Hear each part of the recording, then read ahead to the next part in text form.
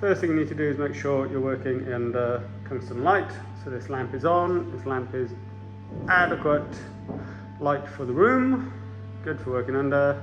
Second thing you need to do is turn the UV light box on. In this case, it's already on, but turn it on the wall, and then come over to the right hand side and turn the switch to on.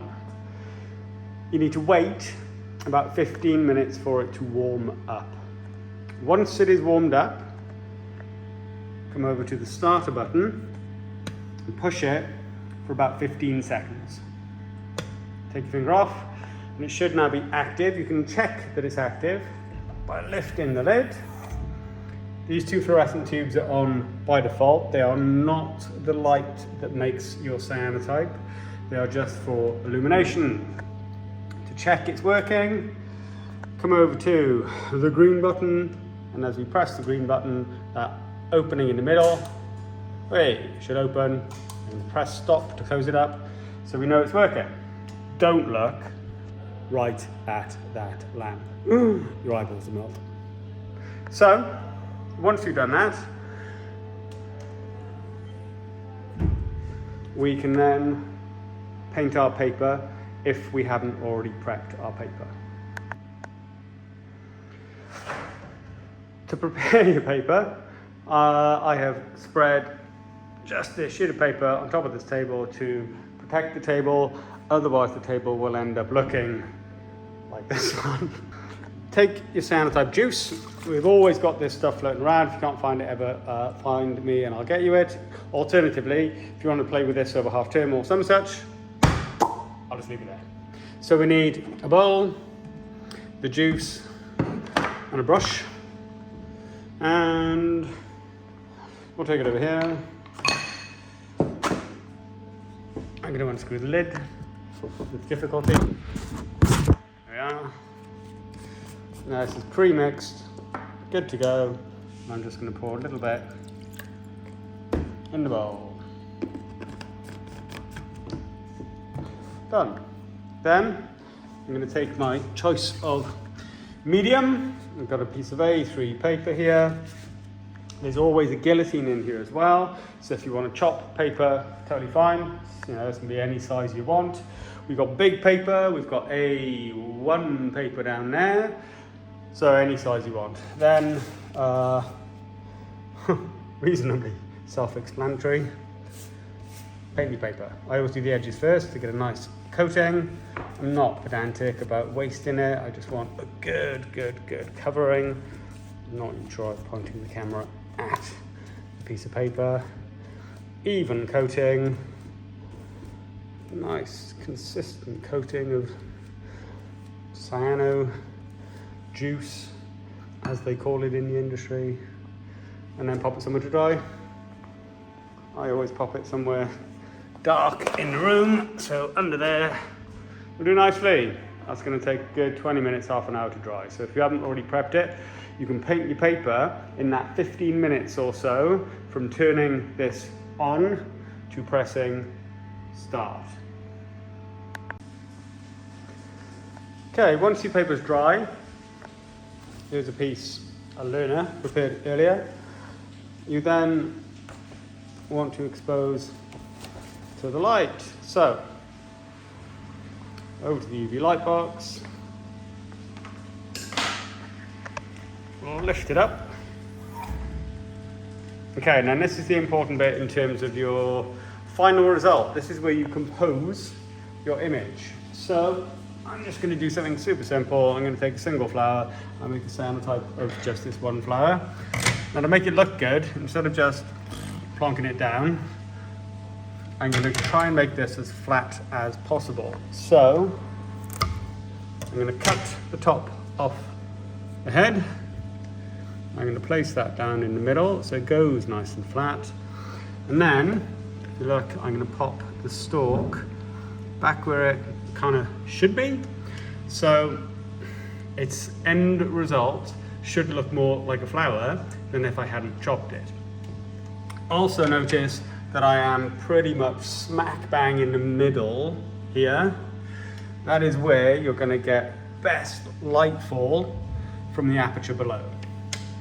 So take your time over that. This is the important bit for making your composition as fabulous as it can be. Then take your piece of paper, painted side down, and put it on top. This is where these lights come into their own, because you will be able to see roughly where to place your paper. It's not coming through too well on the video, but you can see through there. I wonder if I can make that brighter. Yeah, so you can see through, okay? Once you're happy with the placement, take the lid, close it down, press vacuum. That is going to suck all of the air out of here. That's now super compressed. I'm going to take my hand and I'm going to rub it over. I'm going to come to these clips.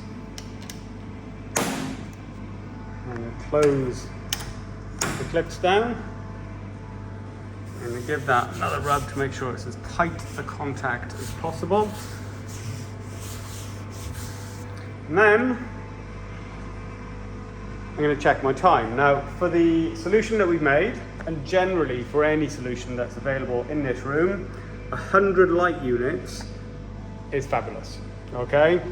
If your cyanotype comes out too dark, take it down. You've got these buttons for changing your time, okay? If it comes out too light, take the time up. But 100 is a nice, easy starting place. Once you're happy with that, and generally 100 is fine, press green. You should see the light spill from the bottom as well, so that's a good indicator of whether it's working. Yes, there we go. And then these light units are going to elapse. I don't really know what a light unit is, to be perfectly honest with you. It's not time, these are not seconds, but that's going to take 96 light units to count down, about 3 or 4 minutes.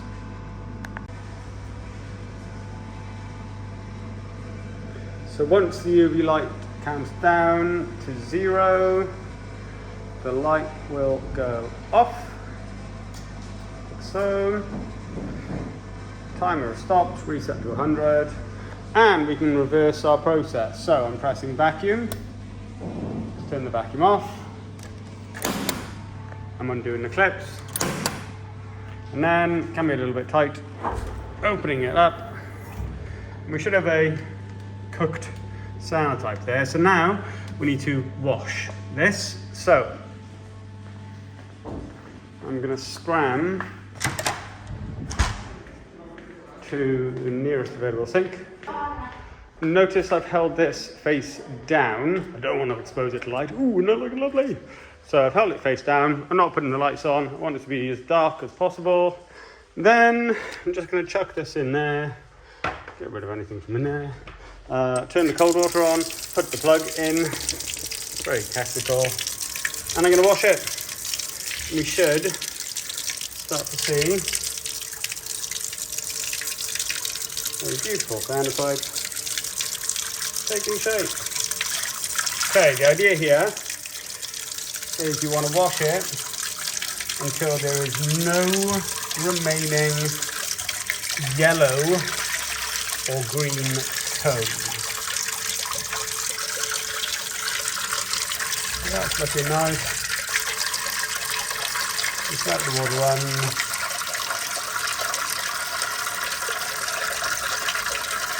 And it doesn't matter what material you're using, whether you're using paper, whether you're using fabric. This entire process is exactly the same. It's looking really nice. Happy with that. Once all the yellow tones have gone, I think they have. In this case, because it's a demo, I'll assume they have. We can take out our incredible plug. And we can put that beautiful thing somewhere to dry. Leave it somewhere so it doesn't stick to anything. I tend to put these on a carpeted area, but just pop them down somewhere where they will dry appropriately. And once dry,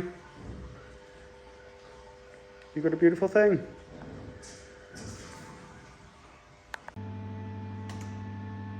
At the end, once you've finished, just keep things nice and tidy. Oh look, I cleaned the table. Woohoo!